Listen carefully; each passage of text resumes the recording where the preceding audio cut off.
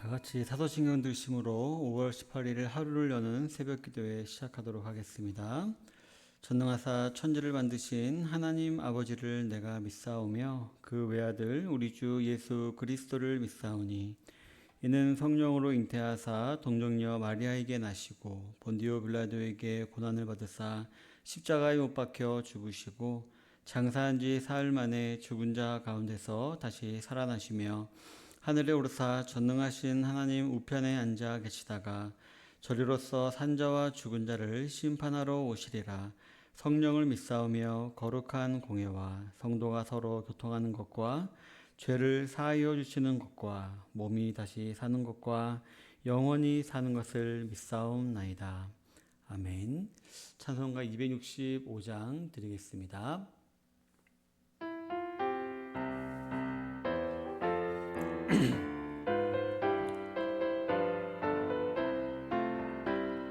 주 십자가를 지심으로 죄인을 구속하셨으니 그 피를 보고 믿는 자는 주의 진노를 면하겠네.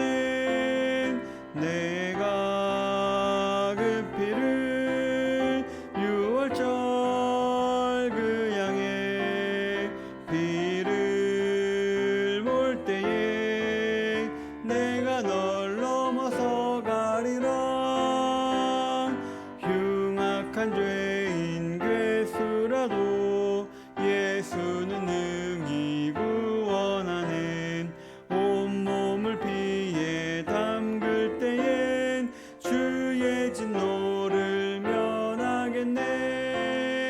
내가 그 피를 유월절 그 양의 피를 볼 때에 내가 널 넘어서 가리라. 심판할 때에 모든 백성 행한 일대로 보응받는 주님의 피로 죄 씻으면 주의 진노를 면하겠네. 내가 그 피를 유월절 그 양의 피를 볼 때에 내가 널 넘어서 가리라. 구주의 사랑 크시는 예 보혈의 능력 의지하세.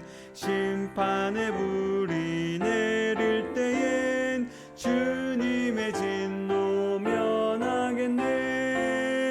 내가 그 피를 유월절 그 양의 피를 볼 때엔 내가 널 넘어서 가리라. 아멘. 이 시간 다 같이 기도하도록 하겠습니다. 하나님 아버지 참으로 감사드립니다. 오늘도 우리에게 또 새로운 한 날 허락하시고 주님께 나와 또 이렇게 예배드리게 하심을 참으로 감사드립니다. 아버지 하나님, 오늘도 주님께서 허락하신 새로운 한 날을 맞이합니다. 아버지 하나님께서 허락하신 그런 복들을 또 은혜들을 하나하나 다 맛보고 지나가는 하루가 되도록 인도해 주옵시고 우리 연약으로 말미암아 또 죄를 지을 것입니다. 그 모든 죄악들을 우리가 그냥 넘어가지 아니하고 주님께 다 회개의 기도로 아뢰는 가운데 용서받고 또 거룩한 채로 넘어갈 수 있도록 인도해 주옵시고 우리로 하여금 때를 얻든지 못 얻든지 복음을 전하게 하시고 또 그런 말미암는 영혼의 열매들로 승리 열매들로 성령의 열매들로 하나님을 기쁘시게 하며 또 하루도 보람찬 하루 되시도록 인도하여 주시옵소서. 오늘도 말씀을 나누고자 합니다. 말씀 가운데 은혜와 깨달음 허락하여 주시옵소서. 모든 기도 사랑이 많으신 예수님 이름으로 기도드립니다. 아멘. 오늘 함께 나눌 말씀은 마가복음 14장 43절로 52절까지입니다. 마가복음 14장 43절로 52절까지입니다. 함께 읽겠습니다. 예수께서 말씀하실 때에 곧 12 중에 하나인 유다가 왔는데 대제사장들과 서기관들과 장로들에게서 파송된 무리가 검과 몽치를 가지고 그와 함께 하였더라. 예수를 파는 자가 이미 그들과 군호를 짜 이르되 내가 입맞추는 자가 그이니 그를 잡아 단단히 끌어가라 하였는지라. 이에 와서 곧 예수께 나와 랍비여하고 입을 맞추니 그들이 예수께 손을 대어 잡거늘 곁에 서 있는 자 중에 한 사람이 칼을 빼어 대제사장의 종을 쳐 그 귀를 떨어뜨리니라. 예수께서 무리에게 말씀하여 이르시되 너희가 강도를 잡는 것 같이 검과 몽치를 가지고 나를 잡으러 나왔느냐. 내가 날마다 너희와 함께 성전에 있으면서 가르쳤으되 너희가 나를 잡지 아니하였도다. 그러나 이는 성경을 이루려 함이니라 하시더라. 제자들이 다 예수를 버리고 도망하니라. 한 청년이 벗은 몸에 배 혼이불을 두르고 예수를 따라가다가 무리에게 잡힘에 배 혼이불을 버리고 벗은 몸으로 도망하니라. 아멘. 네, 오늘은 본문을 중심으로 해서 예수를 버리고 도망하니라, 예수를 버리고 도망하니라 라는 제목으로 하나님 말씀을 나누기를 원합니다. 네, 겟세마네의 기도를 마치신 예수님께서는 이제 잡히실 때가 오신 줄 아시고 제자들에게 가자라고 말씀하셨습니다. 그리고 과연 가룟 유다는 대제사장과 서기관들과 장로들에게서 파송된 무리들과 함께 예수님을 잡으러 왔습니다. 근데 성경은 굳이 이제 같이 온 자들이 들고 온 것을 설명하고 있습니다. 바로 검과 몽치를 가지고 왔다라고 설명을 하고 있습니다. 이는 예수님을 대적하는 자들의 무자비성을 보여주는 동시에 그들의 억지성을 보여주는 것 같습니다. 아무런 죄가 없는 예수님을 잡고자 하되 하다 안 되니까 이제 가장 저급적인 방법인 폭력적인 방법을 사용하려 했다라는 것을 보여주고 있는 것입니다. 기록에 따르면 이 겟세마네라는 지역은 대제사장이나 바리새인들이 부릴 수 있는 성전 수비대들이 활동할 수 있는 그 범위를 넘어선 곳이었다라고 합니다. 그래서 어쩔 수 없이 깡패 같은 용병들을 사용한 것이라고 말을 하고 있습니다. 그리고 44절에 보면 그들은 오면서 한 가지 신호를 정한 것으로 보입니다. 바로 가룟 유다가 입을 맞추는 사람이 예수님이니 그 사람을 굳게 잡으면 된다라는 내용이었습니다. 이 내용만 봐도 이 예수님을 잡으러 온 사람들은 예수님이 누군지도 몰랐고 예수님이 어떤 죄를 지었는지도 모르는 사람들, 어떻게 보면 관심도 없는 사람들로서 바리새인들과 대제사장들이 얼마나 불법적으로 지금 이 일을 하고 있는지를 드러내주는 것이다라고 보여주는 것으로 우리가 알 수가 있습니다. 정말 반대급부적으로는 예수님이 얼마나 무죄하신가를 더 강하게 드러내주고 있다라고 볼 수가 있는 것입니다. 어쨌든 가룟 유다는 예수님께 입을 맞추었고요. 이 사람들은 예수님을 굳게 잡아가려고 합니다. 그런데요, 이때 비몽사몽간이었는지 아니면 자신의 이 도발을 통해서 이제 혁명의 시작을 꾀하고자 했는지 한 제자가 칼을 뽑아서 한 사람을 베려고 했습니다. 요한복음은 그 사람이 베드로였다라고 말을 하고 있고요. 하지만 이 베드로의 시도는요, 예수님이 빗나가게 했는지 아니면 베드로의 실력이 부족해서인지 그 사람을 베지 못하고 그 사람의 귀를 베는 데에만 그쳤다라고 기록을 하고 있습니다. 이때 아마 베드로는 속으로 기대했을지 모르겠습니다. 자신의 행동을 통해서 이제 예수님께서 어떤 신비한 능력을 베푸셔가지고 이 무리들을 물리치거나 이제 어떤 큰 일을 시작할 것을, 놀랍게 이 상황을 타개할 것을 아마 기대했을 것이다라고 아마 저는 생각을 하게 되었습니다. 근데 이어지는 예수님의 반응은 다소 황당했죠. 게다가 마가복음에는 기록되어 있지 않지만 동일한 사건을 기록하고 있는 다른 성경에 보면은 오히려 예수님께서는 베드로가 베어서 떨어뜨린 그 사람의 귀를 잡아서 다시 그 사람의 귀에 붙여주죠. 그리고 그렇게 낫게 해주는 기적을 베풀어 주시기까지 하십니다. 어쨌든 예수님께서는 베드로의 행동에 동조하시는 행동을 하시기보다는 오히려 왜 너희들은 성전에 있을 때는 잡지 않고 이렇게 외진 곳에서, 동떨어진 곳에서 나를 몰래 잡으러 왔냐라고 이렇게 묻기만 하십니다. 그러면서 또 이렇게 말씀하십니다. 하지만 이것은 성경을 이루려 하십니다 라고 말씀하시면서 그냥 순순히 잡히시는 것이었습니다. 이때 베드로를 비롯한 모든 제자들이 아마 다 당황했던 것 같습니다.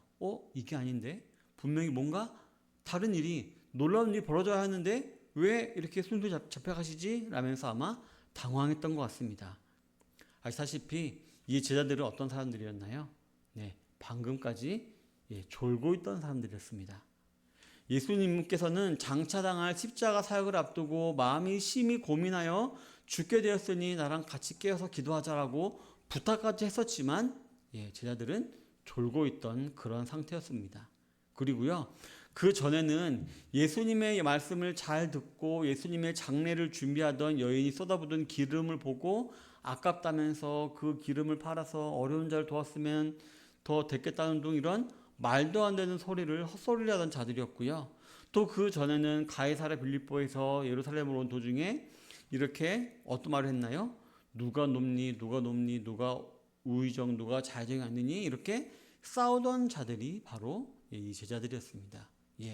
끝까지 예수님의 마음은 일도 모른 채 그저 자기들의 의도만 자기들의 욕구만 예수님을 통해서 채우려고 했던 자들이 바로 이 제자들이었던 것이었습니다. 따라서 철저히 자신들의 목적을 가지고 예수님을 이용하려고 했던 자들이었는데 자신들의 목적이 어떻게 됐나요? 철저하게 이제 달라지게 되려고 하자, 무마되려고 하자 이제 예수님을 버리고 도망하려고 했던 것이었습니다. 성도 여러분, 이처럼 예수님을 바르게 알지 못할 때, 또 예수님을 자기 마음대로 믿을 때, 혹은 자기 욕심을 위해서 예수님을 이용하고자 하는 사람의 말로가 어떤지를 우리는 본문을 통해서 알 수 있는 것 같습니다. 예수님을 믿는 사람들이 모인 이 교회는 분명히 사람들 각자에게 여러 가지 혜택을 줄 수는 있습니다. 맞죠? 많은 사람들이 모였기 때문에 같은 사람들에게 소속감을 줄 수도 있고 외로움을 달래줄 수도 있고 여러 가지 재미나 도움도 줄 수도 있고 관심사를 채워줄 수도 있고요. 흥미를 줄 수도 있고 궁금증을 풀어줄 수도 있습니다. 미국의 교회가 그러하죠. 미국의 한국 사람들이 이민을 가면 신앙이 없어도 외로움 때문에 도움받기 위해서 교회 나가곤 한다고 하죠. 하지만 이 교회는요, 우리 사람의 궁금증이나 필요를 채워주는 곳이 절대로 아닙니다. 바로 하나님이 우리 사람에게 주시고자 하시는 구원, 즉 영생을 알려주시기 위해서 세우신 곳이 바로 이 교회입니다. 본질이 아닌 비본질을 위해서, 빵이 아닌 빵 부스러기를 위해서 신앙생활을 하다가 보면 결국 이 제자들처럼 모든 것을 버리고 결국 도망가게 되어 있다는 것입니다. 그리고 도망가 버리면 어떻게 될까요? 이제라도 도망갔으니 잘된 건가요? 정신 차렸으니 잘된 건가요? 아닙니다. 영원히 버림받은 것으로서 이제 영영 돌아올 길이 사라져버리게 되는 것입니다. 따라서 저 여러분들은요, 예수님을 따라가되 항상 내가 믿는 예수님은 어떤 예수님인가를 항상 잘 우리는 정리해 놓아야 할 줄로 믿습니다. 세속 종교를 믿듯이 나의 부족함을 채우고 나의 두려움을 없애주는 정도의 종교 생활에서는 안 되고요. 오직 영혼의 구세주인 예수님을 믿음으로 또 영혼을 바라보며 신앙생활을 할 수 있어야 할 줄로 믿습니다. 그리고 그러한 영혼을 바라볼 때 우리 발에 채이는 작은 고난과 고민과 환난들이 있을 수가 있는데 그러한 것들을 우리는 크게 마음을 쏟지 않을 수가 있게 되고요. 또 그래서도 안 됩니다. 오히려 우리는 더욱더 영원한 것에 집중하며 흔들리지 아니하고 끝까지 영원한 것들을 바라보며 우리는 따라갈 수 있어야 하는 것입니다. 오늘의 본문의 예수님을 한번 살펴보시기 바랍니다. 자신이 신뢰했던 제자들이 자신을 배반하고 뿔뿔이 흩어지는 모습을 보고 낙심하여서 십자가 사역을 포기하셨다면 어떻게 되었을까요? 물론 그런 일 절대 없으시죠. 하지만 만약에 그러하셨다면 어떻게 했을까요? 죄인의 구속을 위한 대속의 십자가 죽음이라는 대의만 바라보았기 때문에 배반과 불법에 흔들리지 아니하고 그 길을 묵묵히 가셨기 망정이지, 만약 그렇지 않았더라면 우리의 구원은 없었을 것입니다. 바로 하나님 말씀이셨기 때문에 예수님께서는 흔들리지 아니하고 그 길을 걸어가셨기 때문에 우리에게는 지금 구원이 임하게 된 것입니다. 우리 사랑하는 성도 여러분, 51절부터 52절에 보면 재미있는 얘기가 나오는데요. 한 청년이 옷도 안 입고 혼인부를 두르고 따라왔다가 이 예수님을 잡으러 왔던 무리에게 붙잡히자 혼니부를 버리고 버선몸으로 도망갔다는 이런 약간 좀 별 필요 없는 이야기가 나오는데요. 많은 학자들이요, 이 사람이 바로 이 성경의 저자인 마가였다라고 많이 추측을 합니다. 그리고 이러한 배경을 어떻게 왜 이 이야기가 들어왔냐면은 마가의 집이 이 근처였는데 자다가 사람들이 시끄럽게 움직이는 것을 보고 무슨 일인가 해서 호기심에 그냥 옷도 안 입고 이불만 두르고 따라 나왔다가 그 제자들로 오해를 받아서 붙잡히게 되자 그 혼이불을 버려버리고 알몸으로 도망갔다라는 그런 추측을 다들 하고 있습니다. 성도 여러분, 저는요 이 모습을 보고 이 학자들의 추측을 듣고요 또 다른 거짓 성도들의 하나의 모습을 보여주는 것이 아닌가라는 생각하게 되었습니다. 바로 호기심으로 교회를 나오고 호기심으로 성경을 보는 사람들의 말로가 아닌가라고 저는 본 것입니다. 구원을 위해서 영생을 위해서가 아니라 그냥 지식욕으로 또 심심풀이로 성경을 보고 교회를 나오는 사람들이 바로 이런 사람들이 아닌가라고 생각되어지는 것입니다. 이런 사람들은요 결국 이렇게 호기심으로 읽은 말씀 때문에 또 지식욕 때문에 읽은 말씀 때문에 그냥 심심풀이로 읽은 말씀 때문에 받을 벌을 머리 위에 더 쌓아놓게 될 것입니다. 왜냐하면 알면서도 믿지 않는 벌은 더 크기 때문입니다. 물론 이 사람이 진짜 마가였다면 나중에 회심했기에 이런 일은 절대로 벌어지지 않았겠죠.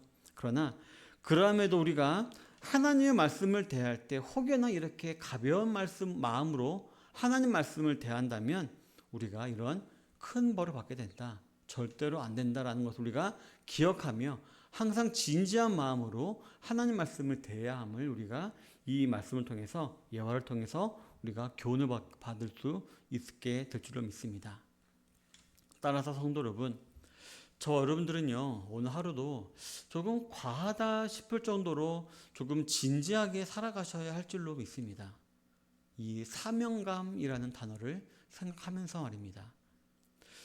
말씀을 위해서 죽을 수도 있다라는 생각을 하면서 말입니다. 선양인으로 살아가야 한다라는 생각을 하면서 말입니다. 그러할 때에 우리는 예수님을 버리고 도망하는, 즉 주위 사람들이 우리가 그리스도인인지 아닌지 알지도 못하는 불쌍한 그리스도인으로 남지 않게 되기 위해서 말입니다. 저 여러분들은 그리스도의 향기를 바라는 그리스도인이 다 되어야 합니다. 그리고요, 우리는요, 이 그리스도의 향기가 항상 긍정적인 의미만 가지고 있다라고 생각해서는 안 됩니다. 왜냐하면요, 바울이 이 그리스도의 향기라는 이 의미를 사용할 때 이 시대상의 배경은요, 절대로 긍정적인 의미만 가지고 있지 않았기 때문이었습니다.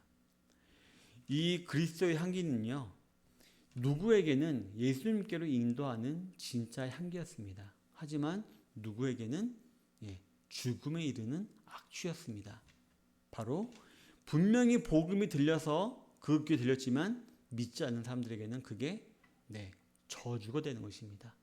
죽음의 메시지가 되는 것입니다.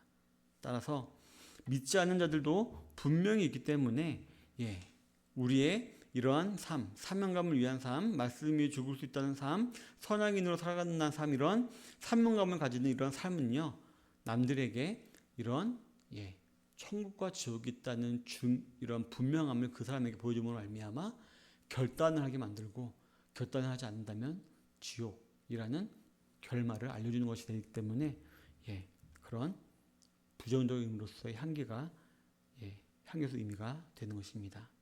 따라서 성도 여러분, 오늘 하루도 진지하게 그리스도인으로서의 삶을 살아내시는 선양의 성도님들이 되시기를 바랍니다. 오늘 이 가볍게 배반한 제자들처럼 혼이불처럼 호기심 가지고 그냥 재미로 말씀 받던 이 삶처럼 그냥 가벼운 그리스도인이 아니라 진지한 그리스도인으로 오늘 하루도 살아내시고 그로 말미암아 하나님께 영광 올려드리시는 모든 선양의 성도님들이 다 되시기를 주님의 이름으로 축원합니다. 다 같이 기도하겠습니다. 받은 말씀을 기억하며 기도하도록 하겠습니다. 받은 말씀 기억하면 하루도 주님 안에서 우리가 선양인으로서 사명인으로서 진지하게 살아갈 수 있도록 그리스도의 향기로 살아갈 수 있도록 해주십시오라고 기도하도록 하겠습니다. 우리 선양교회를 위해서 기도하겠습니다. 거룩한 교회가 되게 하여서 많은 사람들을 주의 영혼들을 잃어버린 영혼들을 품게 해주십시오라고 기도하도록 하겠습니다. 또 우리 선양인 우리 속초선양교회 성도를 위해 기도하겠습니다. 사업장과 직장과 또 학교와 가정에서 승리하고 화평케 하는 자 역할을 감당하는 서금과 빛의 역할을 감당하는 성도들이 다 되게 하시고 승리자가 되게 해주십시오라고 기도하겠습니다. 또 저를 위해서 기도해 주시기 바랍니다. 게으르지 않게 하시고 또 이렇게 영육간에 강건하게 하시고 또 기도 리더십을 바라는 그런 목사가 되게 해주십시오라고 다 같이 기도하시고 개인 기도 제목까지 주시고 기도하신 후에 돌아가도록 하겠습니다. 기도하겠습니다.